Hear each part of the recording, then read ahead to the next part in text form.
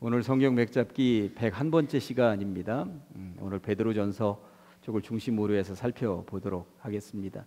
베드로가 어떤 인물인지 이야기 들어가기 전에 상식적인 거 말씀을 좀 드려야 베드로에 대한 이야기를 할 수 있을 것 같아요.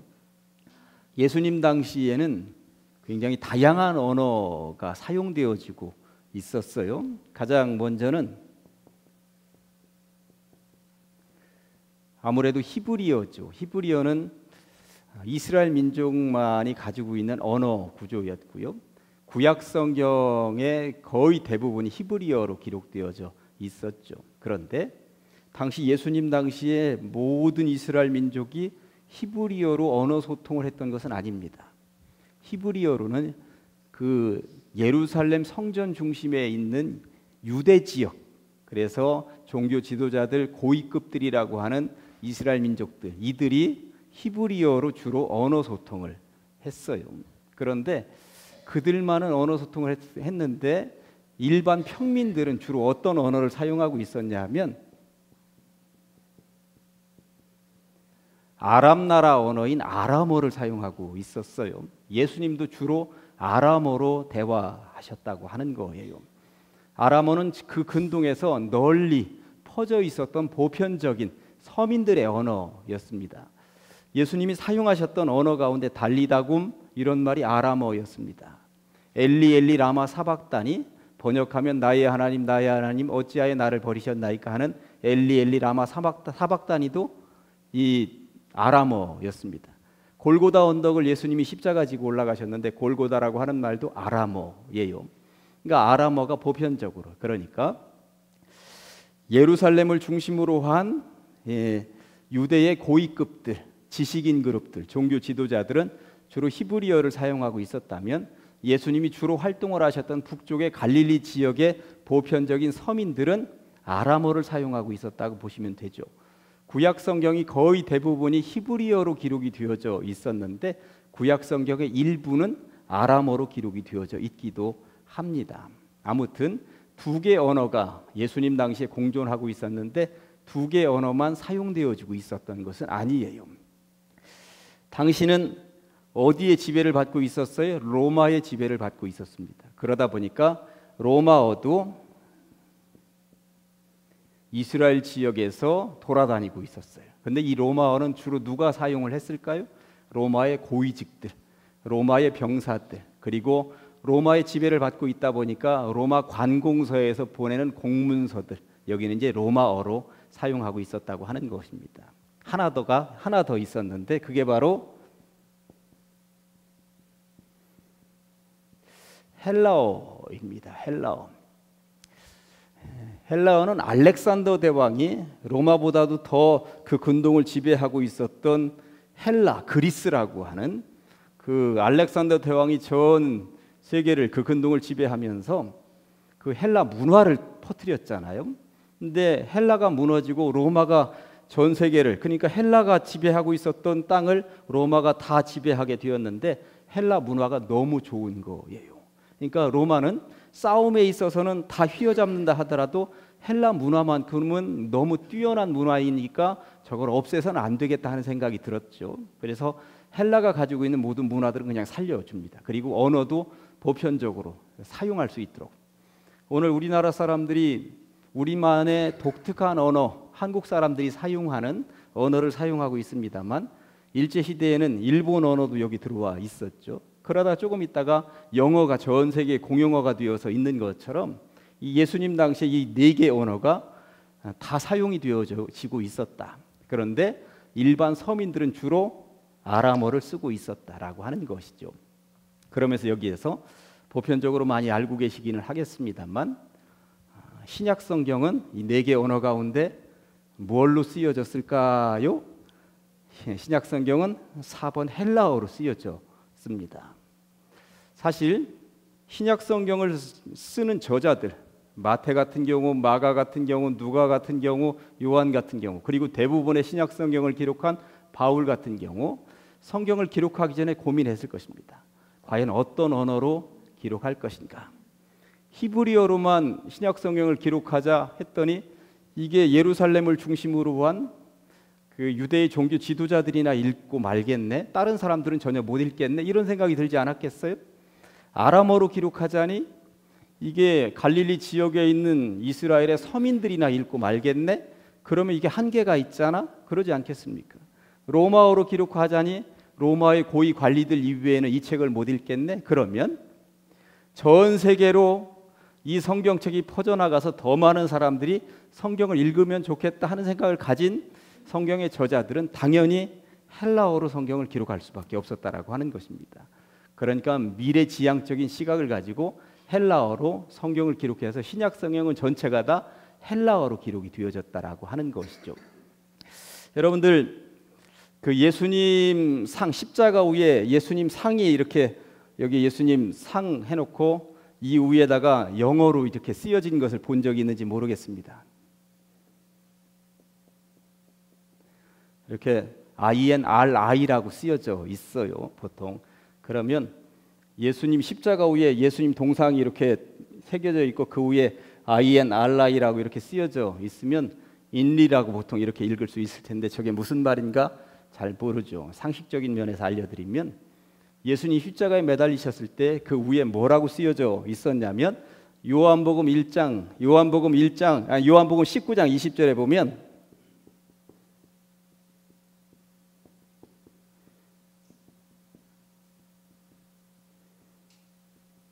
나사렛 예수 유대인의 왕이라고 썼다고 요한복음 19장 20절에 보면 쓰여져 있습니다. 네, 19절 20절에 두 개 쓰여져 있죠. 요한복음 19장 19절 20절에. 그런데 나사렛 예수 유대인의 왕이라고 썼는데 당시에 보편적인 언어들이 얼마나 많이 널려져 있는지 이 언어를 쓰면서 이 위에다가 십자가 위에다가 세 개 언어로 썼다고 쓰여져 있습니다. 로마자로 써 놓았고요. 그 다음에는 이 헬라어로 써 놓았고요. 세 번째는 히브리어로 써 놓았다고 하는 것입니다. 실제적으로 요한복음 19장 20절을 읽어보면 이 세 개 언어를 여기다가 똑같이 써놨다고 하는 거예요. 그런데 이 인리라고 하는 말은 무슨 말이냐면 나사렛 예수 유대인의 왕이라고 하는 이 뜻을 줄여놓은 거예요. 지금 이게 어디 가서 유식한 채 하려면 이런 거 정도를 알고 계시면 저게 무슨 말인지 알아? 이렇게 얘기 한 번씩 하실 수 있어야 돼요. 나사렛 예수 유대인의 왕이라고 하는 뜻이에요, 이게. 그래서 첫 글자만 로마자 중에서 첫 글자만 따다가 인리라고 이렇게 써 놓는 거죠. 아무튼 이런 네 개의 언어가 예수님 당시에는 보편적으로 많이 사용되어지고 있었다라고 하는 거 상식적으로 보시면서 제가 베드로 이의 이름 이야기를 하려고 여기 이렇게 상식적인 거 이야기를 한 거예요. 베드로의 이름이 성경책에는 세 종류가 등장을 하고 있다라고 하는 것이죠. 베드로라고 하는 이름이 보편적으로 가장 많이 사용되어지고 있습니다만 베드로의 이름이 원래는 최초로는 뭐였어요? 시몬이었던 거죠. 시몬. 그런데 베드로의 이름이 시몬 이외에도 다른 이름 하나가 성경책에는 돌아다니고 있어요. 어떤 이름이 돌아다니고 있을까요? 게바라고 하는 이름이 돌아다니고 있다라고 하는 것입니다. 시몬이라고 하는 이 이름은 히브리어로 시몬 원래 이름입니다. 그래서 지난 시간에도 한번 말씀을 드렸습니다만 여기 여러분들 자료에도 들어주셨다. 그래서 하나님이 들어주셨다. 이런 뜻이 시몬이에요. 그래서 이 부모가 시몬이라는 이름을 지으면서 하나님이 들어주셨다. 응답받은 녀석 이렇게 하면서 시몬을 부르지 않았겠어요? 아무튼 시몬이라는 이름을 가지고 있었는데 예수님께서 이 시몬이라는 이름을 바꿔주셨다라고 하는 것입니다. 뭐로? 원래는 이렇게 바꿔주셨을 거예요. 이렇게. 게바라고 하는 이름이 아람어거든요. 아람어. 그런데 게바는 뜻이 뭐예요? 반석이에요. 반석. 반석이라는 이름을 바꿔주셨습니다. 물론 응답받았다, 하나님이 들어주셨다 이런 이름도 좋지만 반석이라는 이름으로 바꿔서 이 반석 위에다 교회를 세우겠다라고 하는 예수님의 뜻이 거기에 있으셨기 때문에 그렇게 했다라고 하는 것이죠. 그런데 당신은 전 세계로 뻗어나가는 이 기독교를 위해서 특별히 헬라어 시대이기 때문에 헬라어로는 베드로였다라고 하는 것입니다. 그러니까 이러한 것들을 상식적으로 베드로의 이름이 이 세 개가 성경책에는 다 돌아다니고 있습니다. 그러니까 여러분들 참고하셔서 읽으시면 되는데 거기 지금 나와 있죠. 한번 실제적으로 한번 볼까요? 첫 번째 시몬이라고 들려져 있는 거 마태복음 4장 18절입니다. 같이 한번 읽으시겠습니다. 시작.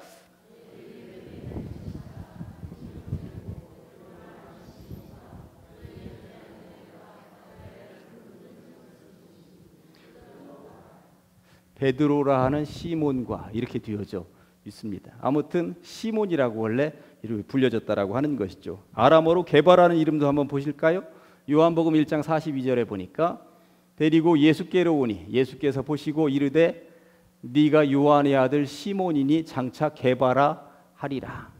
그러니까 베드로라 하리라 이렇게 하지 않고 너를 게바라 하리라. 게바는 반석이라는 의미의 아람어이기 때문에 예수님이 아람어를 당시에 사용하고 있었구나 하는 것을 알 수가 있는 것입니다. 그 다음에 베드로라고 하는 이름은 마태복음 16장 18절에서 또 내가 내게 이르노니 너는 베드로라 내가 이 반석 위에 내 교회를 세우리니. 아무튼 게바나 베드로나 둘 다 반석이라는 의미를 담고 있는데 게바는 아람어구나 베드로는 헬라어구나 하는 것 상식적으로 알고 성경을 읽으시면서 이 세 종류가 같이 돌아다니고 있구나 하는 것을 아시면 됩니다. 또 성경을 읽으시면서 기본적으로 알고 있어야 되는 베드로와 관련된 아버님 이야기를 잠깐 해봐야 되는데 성경에는 아버지의 이름이 두 종류로 나와 있어요. 요한이라고도 나오고 요나라고도 나오는데 사실 학자들은 요한이거나 요나이거나 어떤 발음이 더 정확한 발음인지는 알지 못합니다. 요한복음 1장 42절을 다시 한 번 더 보면 데리고 예수께로 오니 예수께서 보시고 이르시되 네가 요한의 아들 시몬이니 이러면서 이 시몬 베드로의 아버지가 요한이었구나 하는 것을 알게 되는데 다른 곳 하나 더 마태복음 16장 17절에 보니까 예수께서 대답하여 이르시되 바요나 시모나라고 할 때 저 바요나라고 하는 말이 무엇이냐? 바가 아들이라고 하는 말이에요. 그러니까 요나의 아들 시모나 이러는 거거든요. 그러니까 요한이라고 요한복음은 얘기를 자꾸 하고 있고 이 마태복음은 요나라고 자꾸 얘기를 하고 있기는 해요. 아무튼 요한이든지 요나든지 발음의 차이가 있는지는 모르겠습니다만 시몬 베드로의 아버지의 이름은 저렇다. 하여튼 바요나 시모나 할 때 바요나가 무슨 뜻인지는 그래도 읽고 성경을 읽으시면 상식선에서 요나의 아들 시모나 이렇게 예수님이 호칭하셨구나 그렇게 상식적으로 알고 계시면 됩니다. 그리고 성경에는 베드로의 동생 안드레가 같이 예수님 첫 번째 제자 그룹에 들어갔다고 나와 있습니다. 그렇다면 과연 베드로는 어디 출신인가 하는 이야기를 한번 해보겠습니다. 지도 한번 보여줄래요? 왼쪽에는 이스라엘 지역의 전체적인 영토 널찍하게 저 위쪽에 갈릴리 호수가 화살표 끄트머리께 보면 왼쪽 그림에 갈릴리 호수가 보이죠. 그리고 그 밑으로 요단강이 흐르고 그 밑에 사해바다가 있는데 갈릴리 호수만 오른쪽에 확대해 놓은 형태입니다. 갈릴리 호수를 확대해 놨는데 저 북쪽에 살짝 왼쪽에 보면 가버나움이라고 있어요. 신약 성경을 읽어보면 특별히 복음서 보면 가버나움이 굉장히 자주 등장을 합니다. 왜 그렇게 자주 등장을 하냐 하면 예수님의 활동의 본거지가 가버나움에 있었기 때문에 그렇습니다. 가버나움에서 육지로 이쪽 저쪽 다니시기도 하고 가버나움에서 배 타고 동서남북으로 움직여 다니시기가 굉장히 원활한 지역이었기 때문에 가버나움이 예수님의 베이스 캠프를 차린 장소였다고 보시면 되는 것입니다.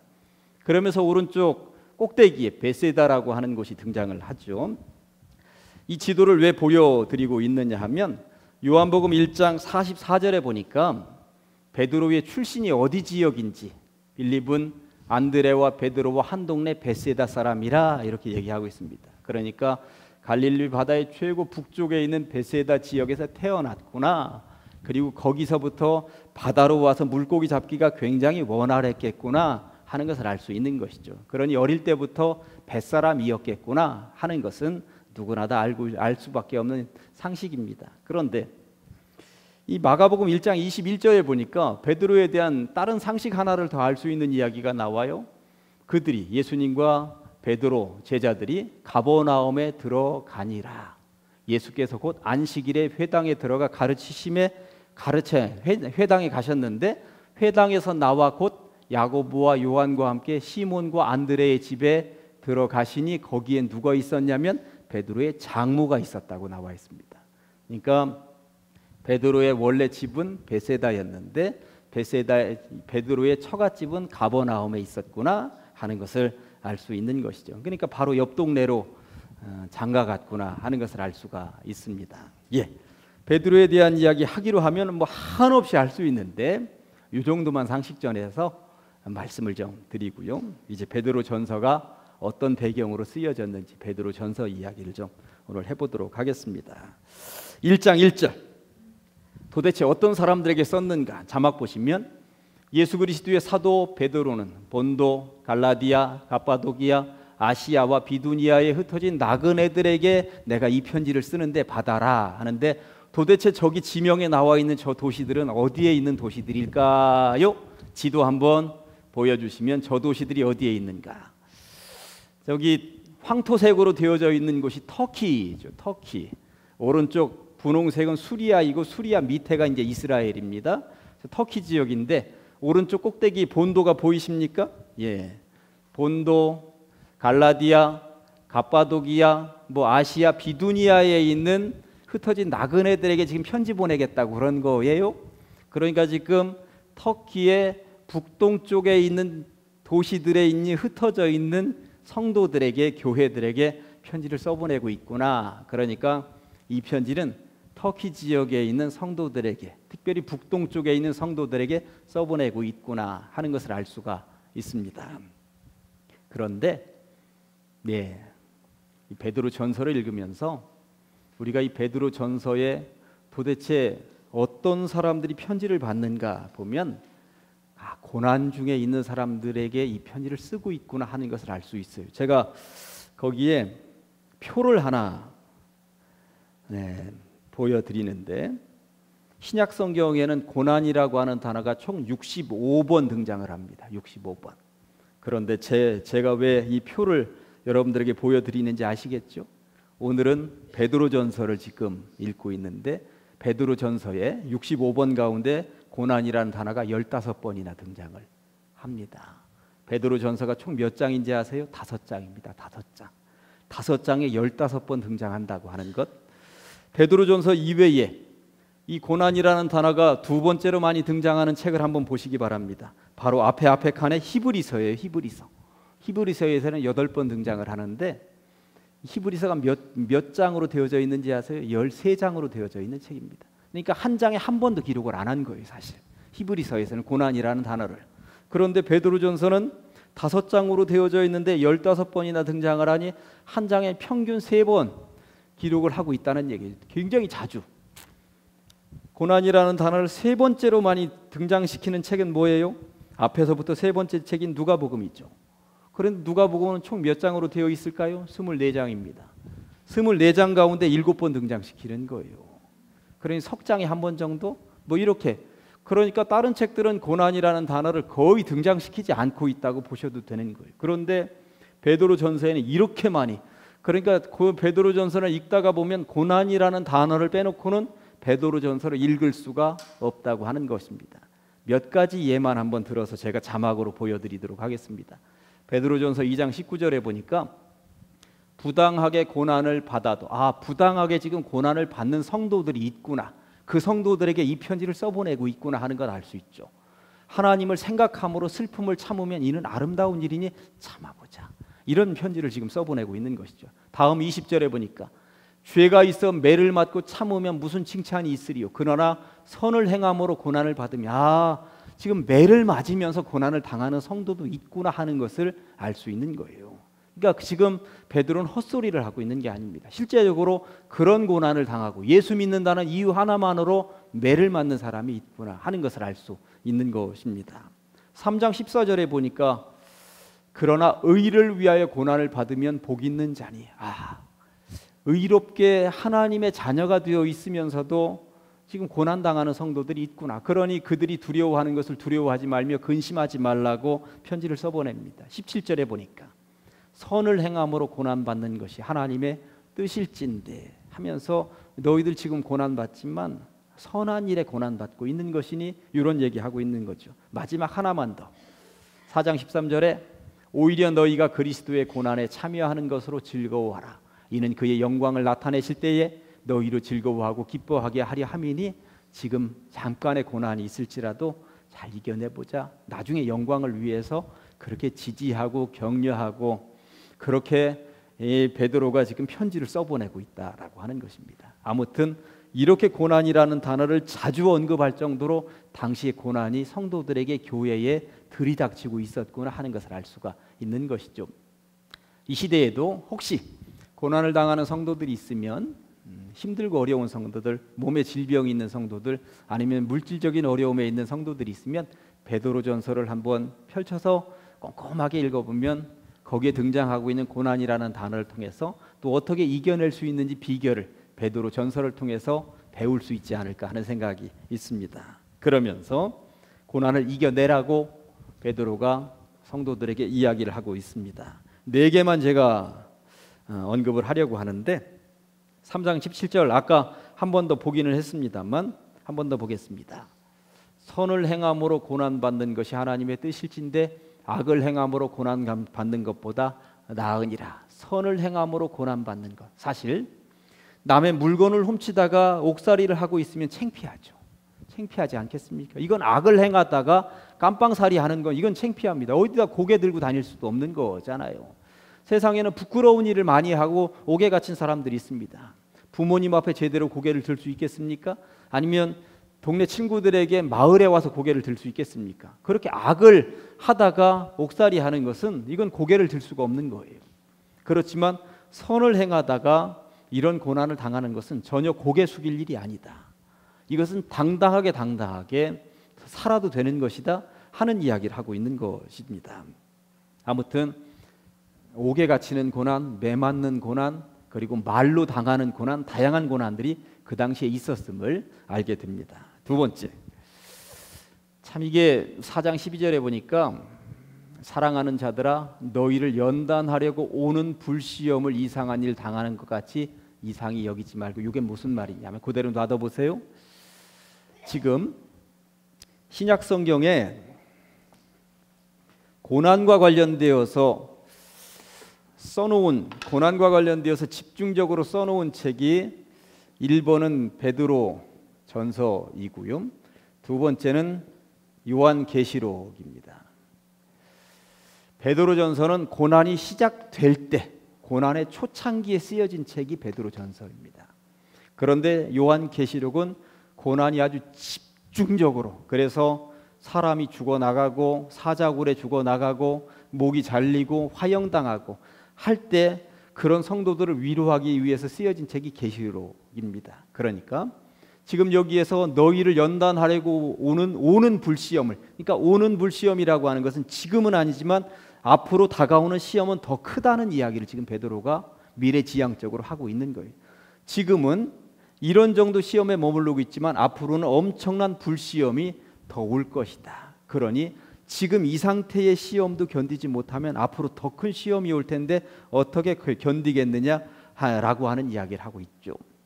사실 요 베드로전서가 쓰여진 요 뒤부터 요한계시록이 쓰여진 요 사이에 어떤 일이 있었느냐 하면 로마의 6대 황제인 네로 황제의 엄청난 핍박이 다가오죠. 네로 황제는 여러분들도 그 이름을 기억할 정도로 가장 완악한 황제 가운데 하나 아니었습니까? 사실 로마 전역이 16개의 구역으로 되어져 있었는데 이 중에서 6개 구역이 불이 나가지고 거의 폭삭, 로마 시내가 폭삭 무너져 내리다시피 한 것 아니에요? 그런데 사람들이 평소에도 네로가 폭정을 행한다라고 하는 것을 알고 있었는데 사람들 사이에서 소문이 나기를 네로가 불지르고 그 불구경했다더라. 이게 첫 번째 소문이었고요. 두 번째는 네로가 불구경하면서 노래도 부르고 하프도 연주하면서 니나노하고 있었다더라. 이런 소문이 난 거예요. 그러니까 네로 황제가 불질러 놓고 거기서 노래하고 하프 연주하면서 니나노하고 지냈다더라 소문이 나니까 로마 시내가 잿더미가 됐는데 모든 화살이 네로한테 가고 있으니까 이 네로가 이거 안 되겠다 하는 생각이 들어서 모든 죄를 누구한테 뒤집어 씌워요? 크리스찬들, 기독교인들에게 다 뒤집어 씌우는 것 아닙니까? 기독교인들이 그랬다 라고 뒤집어 씌우고 기독교라는 기독교인들은 전부 다 잡아들이고 사자밥이 되도록 하고 화형시키고, 당시에 이 핍박이 엄청났다고 하는 것입니다. 그게 바로 지금 얘기하고 있는 너희를 연단하려고 오는 불시험이에요. 베드로 전서 때는 아직 안 왔습니다. 그런데 그런 시험이 올 것이라고 하는 것을 베드로가 지금 예언하면서 얘기하고 있는 것입니다. 그랬더니 성도들이 로마 시내의 그 주변에 성도라는 이름을 가지고는 살 수가 없는 거잖아요. 핍박이 워낙 심하다 보니까 살 수가 없으니까 숨어 들어가는데, 어디로 숨어 들어가냐면 땅 속에 땅굴을 판 무덤으로 숨어 들어가는데, 그 무덤의 이름이 카타콤이라고 하는 거였죠. 그 무덤은 땅 속에서 수 킬로씩 연결이 되어 있었다고 그래요. 실제적으로.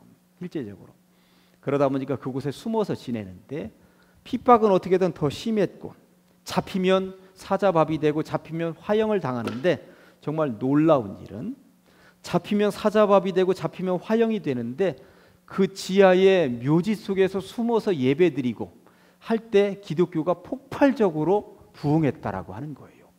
그 정도 되면 기독교가 싹 사라질 것 같은데, 이게 기독교 역사의 놀라운 반전입니다.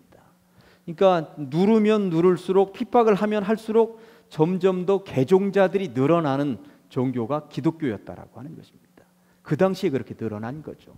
거의 300년 가까이 그렇게 숨어 지내고 동굴 속에서 지내고 그러는데, 기독교의 인구는 아주 기하급수적으로 늘어났습니다. 아무튼 그렇게 엄청난 불시험이 올 것이라고 베드로는 이야기를 합니다. 지금 당하는 고난은 별것 아니다. 그런데 지금 당하는 고난은 어느 정도 고난이냐면, 베드로전서 2장 12절에 이런 언급을 하고 있습니다. 너희가 이방인 중에서 행실을 선하게 가져 너희를 악행한다고 비방하는 자들로 하여금, 그러니까 베드로전서가 쓰여질 당시에 고난의 수준은 사실 말로 하는 수준들에서 조금 더 이제 가기 직전이었어요. 저도 교회, 시골교회 초등학교 중고등학교 때 다닐 때 예배당은 어떤 소문이 났어요. 연애당이라고 그랬어요. 거기 가면 남녀가 연애만 하는 곳이더라. 지금 흐뭇하게 미소를 짓는 분들이 다 들어보신 경험이 있는 거예요. 교회에서 맨 연애만 하더라. 남자 여자 몰려가지고 그렇죠. 그런데 예수님 당시에는 어떤 소문이 났냐면, 그 당시에도 남자 여자가 모여서 밤 늦은 시간까지 찬송하고 예배하고 하는데, 그들이 남녀가 저렇게 모여 있으니 추잡한 모임이더라, 이런 소문이 났고요. 두 번째는 우리는 성찬식을 하는 사람들이었잖아요. 요즘은 성찬식을 1년이면 두세 번밖에 안 합니다만, 그 당시에는 모이면 매일 했습니다. 모이면 매일. 근데 성찬식이라고 하는 게 뭐예요? 예수 그리스도의 살과 피를 먹는 거잖아요. 먹고 마시는 거잖아요. 그러니까 외부에는 저들은 모이기만 하면 사람을 잡아서 살을 뜯어먹고 피를 마신다더라, 이런 소문이 나기 시작을 한 거예요. 실제적으로. 그러니까 사람 인육을 먹는 사람들, 사람의 피를 마시는 사람들, 이런 소문이 당시에 나서 상종 못할 사람들이라고 하는 소문이 나기, 그게 비방이었어요. 크리스찬들은 그런 놈들, 이런 소문들이 나기 시작을 했죠. 그런데 이런 소문들이 났는데, 이 소문을 무마시키고 이겨낼 수 있는 방법이 뭐냐? 다시 한 번 더 2장 12절 보여주세요. 너희가 이방인 중에서 행실을 선하게 가져. 말로 그 소문을 무마시킬 수 있는 수준이 아니야. 워낙 많이 퍼졌는데 행실로, 행동으로 보여주지 않으면 안 된다라고 하는 이야기를 베드로가 하고 있는 것이죠. 그러면서 중간에 비방하는 자들로 하여금 너희 선한 일을 보고 오시는 날에 하나님께 영광을 돌리게 해라. 행동으로 보여줘라. 전혀 그렇지 않다는 것을 너희들이 착한 행실로 보여주어라 하는 것입니다. 그러면서 중요한 게 2장 21절에 보니까, 이를 위하여 너희가 부르심을 받았으니 그리스도도 너희를 위하여 고난을 받으신 것 아니냐.